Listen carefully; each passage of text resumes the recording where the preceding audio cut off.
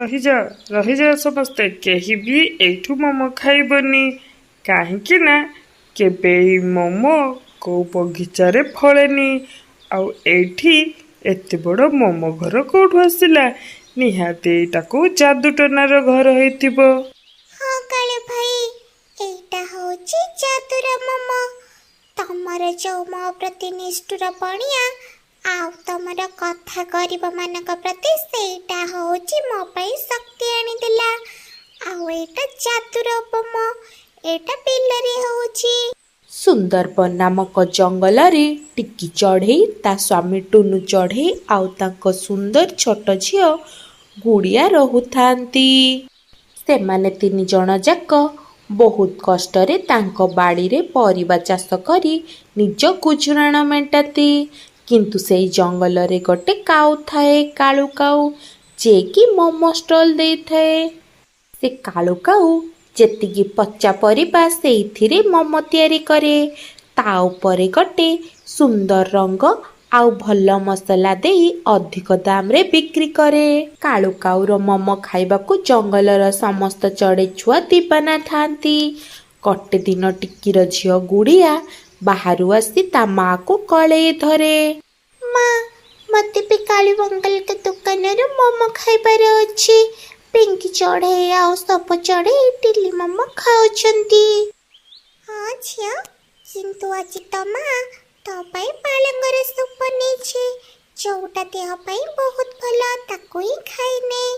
ନାଇଁ ମା, ମତେ ତ ସେଇ କାଳୁ ଅଙ୍କଲଙ୍କ ଦୋକାନରୁ ରାଗ ଆଉ ମିଠା ମୋମୋ ଖାଇବାର ଅଛି। କେବେ ବି ତମେ ତ ମତେ ମୋମୋ ଖାଇବାକୁ ଦଉନ। ଟୁନୁ ଚଢ଼େଇ ବାହାରୁ ଥକି ଘରକୁ ଆସେ।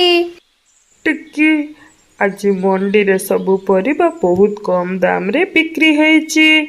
ଯେମିତି ସେମିତି କରି ଦି ବକ୍ତର ଖାଇବା ସକାଶେ ହେଇଛି। ହେଲେ ଟୁନୁ, କୁଡ଼ିଆ ଆଜି ମୋମୋ ଖାଇବାକୁ ଜିଦି କରୁଛି। କଣ ମୋ ପୁଟୁଳିରେ 4-5ଟା କଏନ୍ ବି ନାହିଁ? ନାଇଁ ଟିକି, କାଳୁ ଗୋଟେ ପ୍ଲେଟ୍ ମୋମୋର 10ଟା ସୁନାର ଦାନା ନିଏ। ଆଉ ଆମ ପାଖରେ ତ ସବୁ ମିଶେଇଲେ 3ଟା ହିଁ ଅଛି। ଆମେ ଆମ ପିଲାକୁ ସାମାନ୍ୟ ଖାଇବା ପାଇଁ ବି ଦେଇପାରୁନେ। ଗୁଡ଼ିଆ ଘରର ଗୋଟେ କଣରେ ବସି କାନ୍ଦୁଥାଏ। ଟିକି ଚଢ଼େଇ ଗୁଡ଼ିଆର ଦୁଃଖ ଦେଖି ସହିପାରିନି। ସେ ଚିନ୍ତା କରେ ସେ କାଲି ହିଁ ଯାଇ କାଳୁ କାଉ ଦୋକାନରୁ ତା ଝିଅକୁ ମୋମୋ ଖୁଏଇବ। ତା ପରଦିନ ସକାଳେ ଟିକି ଚଢ଼େଇ ଗୁଡ଼ିଆକୁ ନେଇ କାଳୁ ଦୋକାନକୁ ଯାଏ।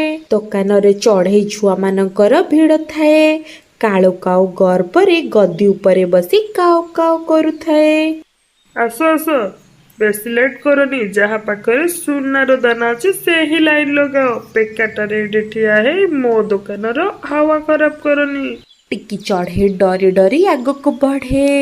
କାଳୁ ଭାଇ, ମୋ ପିଲା କାଲିଠୁ କିଛି ଖାଇନି। ମୋ ପାଖରେ ସୁନାର ଦାନା ତ ନାହିଁ, କିନ୍ତୁ 3ଟା ତମ୍ବା ପଇସା ଅଛି। ତାକୁ ନିଅ, ଆଉ ଗୋଟିଏ ହିଁ ମୋମୋ ତାକୁ ଦିଅ। କାଳୁ କାଉ ସେ ପଇସାକୁ ଦେଖେ ଆଉ ହସିବାକୁ ଲାଗେ। ଆରେ ଭିକାରୀ ଚଢ଼େଇ, ଏଇ ତମ୍ବାର ପଇସାରେ ତ ମୋ ମୋମୋର ବାମ୍ଫ ବି ତୁ ଦେଖିବାକୁ ପାଇବୁନି। ଆଉ ମୋମୋ ଖାଇବାକୁ ଚାଲି ଆସିଛୁ, ପଳା ଏଠୁ ଯା। ଏଠୁ ପଳା ଆଉ ଯାଇ ପୋକଜୋକ ଖା ଆଉ ଶୁଖିଲା ଘାସ ଖା।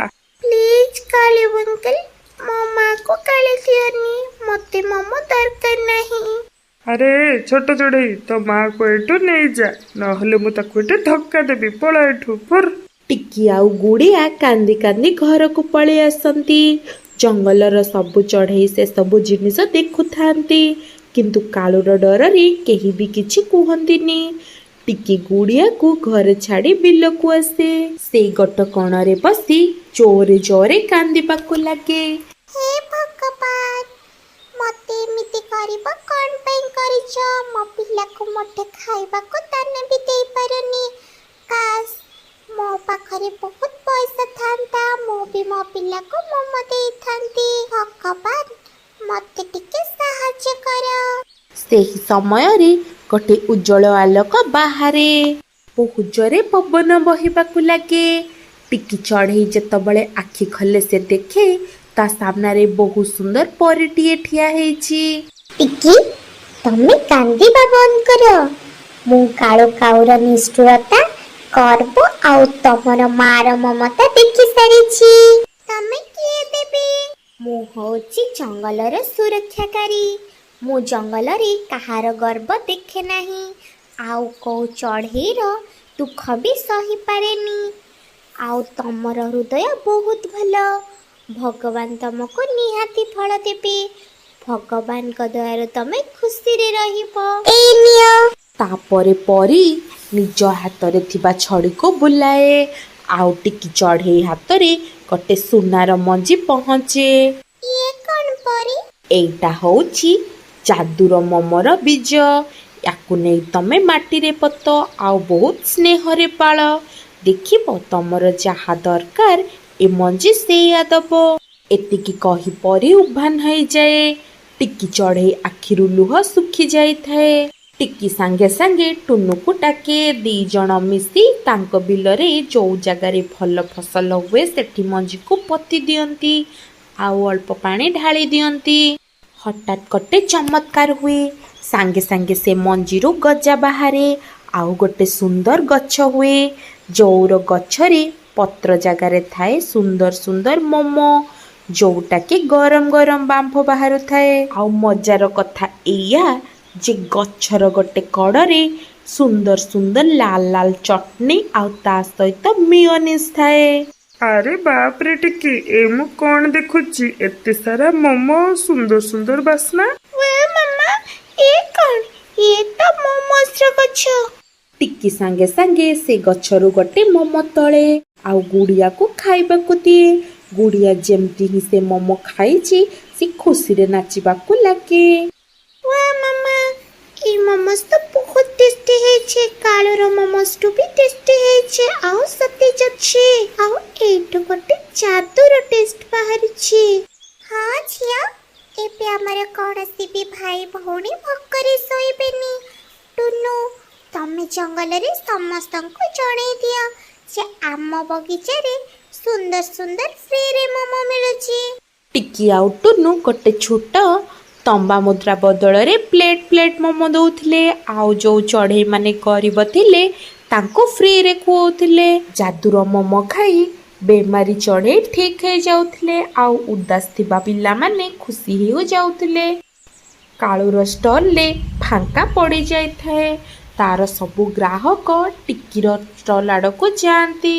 ଆରେ କଣ ହଉଛି? ଏ ଚଢ଼େଇ ମୋମୋଜ ଗଛ କେମିତି ଲଗେଇଲା? ମୋର ସବୁ ଧନ୍ଦା ଚୌପଟ କରିଦେଲା। କାଳୁ ରାଗରେ ଟିକିର କ୍ଷେତ ପାଖରେ ପହଞ୍ଚେ, ଯୋଉଠି ସମସ୍ତ ଚଢ଼େଇ ଖୁସିରେ ମୋମୋସ୍ ଖାଉଥାନ୍ତି। ଟିକି, ଏ ତୁ କଣ କରୁଛୁ? ତୁ ତ ନିଜ ସ୍ୱାର୍ଥ ପାଇଁ ସମସ୍ତଙ୍କୁ ରୋଗରେ ପକଉଛୁ। ଗଛରେ କେବେ ମୋମୋ ହେଲାଣି? ଚୁପ୍ କର କାଳୁ।